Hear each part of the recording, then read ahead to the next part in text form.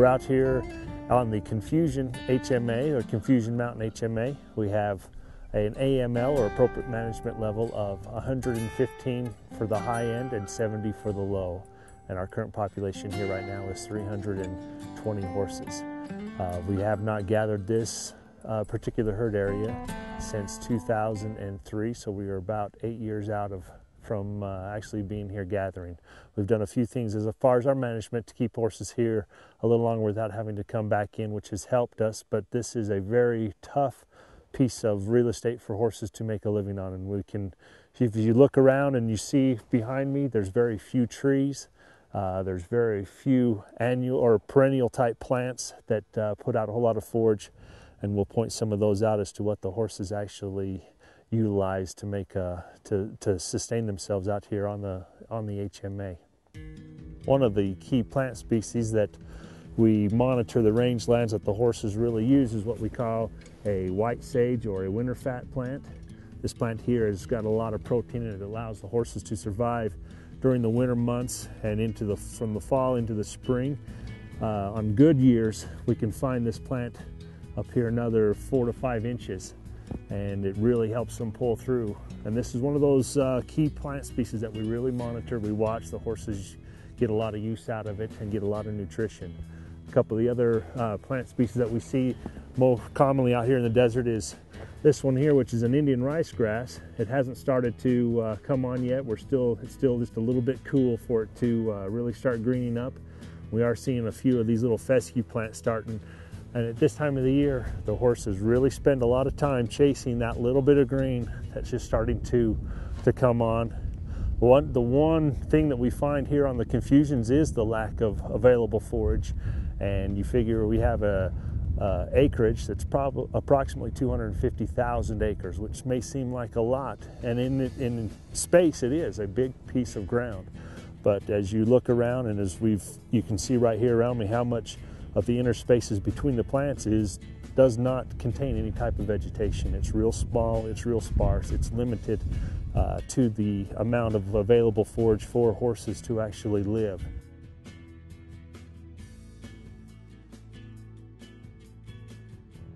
We're out here on the Conger Mountain HMA. We have an appropriate management level for these horses at a range from 40 to 80. And our current population is around 240. We can look around and see the green up that these horses are chasing in some few areas that will also, as they go after the water or after the grass, and their body conditions will drop, because these initial shoots, as we see right here on this plant next to this sagebrush, has been nipped down already. You know, the horses have already started to use it. You can see this was last year's growth, so we know we're in their winter range. And then as we look around, we can also see other spots where they haven't hit. So what they're doing right now is just trying to chase that initial green up, and their body conditions will start to show some of the drop. You can see here we've got the new coming in that they haven't utilized.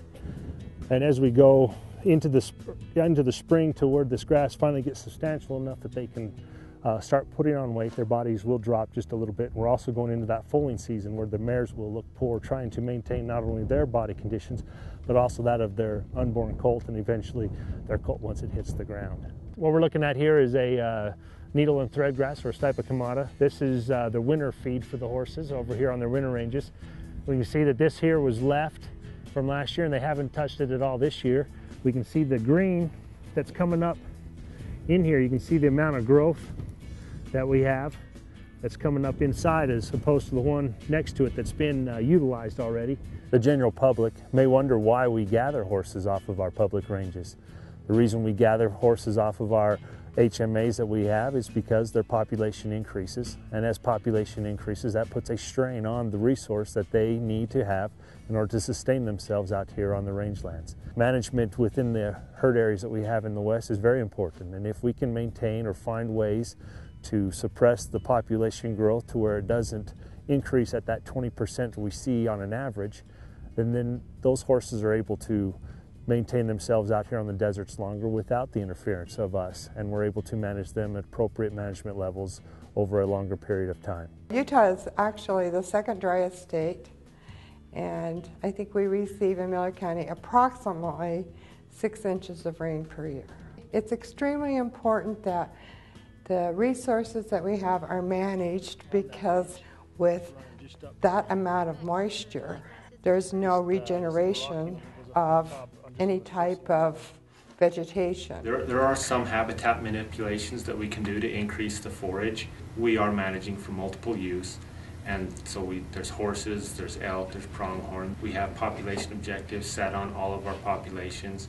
So we have a public hunt to remove those antlerless animals.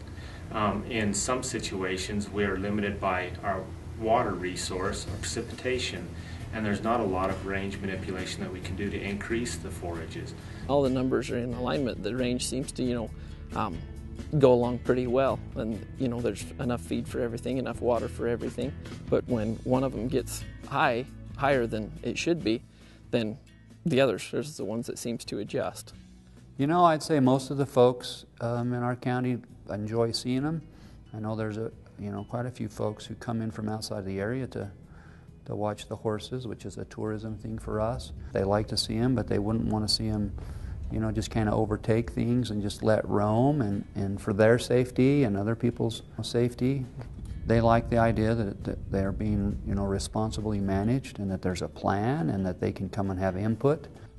We as the National Mustang Association know that the land has to be protected so that they have enough forage, and that the numbers can't override what there is here for them, or it's a disaster to them. So we're interested in a healthy herd that can stay here and be managed.